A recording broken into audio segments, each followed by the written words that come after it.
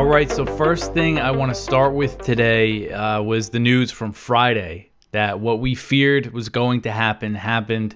President Biden ordered a ton of airstrikes in Iraq and Syria. They said that they hit 85 targets in both countries. And when U.S. Central Command made the announcement of the airstrikes, they said that they targeted the Iranian Islamic Revolutionary Guard Corps and affiliated militias. So that's what we were worried about, them actually targeting Iranians. As things stand now, there's no sign that any Iranians were killed. It was mostly the Iraqi militia members, at least in Iraq. And then in Syria, it's not clear exactly who was killed. But Kyle Anzalone wrote this stuff up for me, for us over the weekend. So I'll just read a little bit from his story.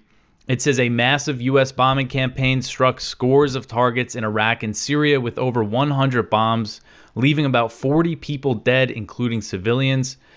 And so in Iraq, the Iraqi government said that 16 Iraqis, including some civilians, were killed.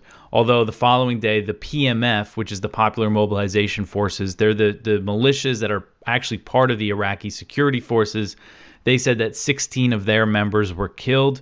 And then the Syrian death toll is unconfirmed. The only number we really have is from the Syrian Observatory for Human Rights, which they're based in the UK. They're not really the best source, but they're the only ones putting out a number. They say 23 were killed in Syria.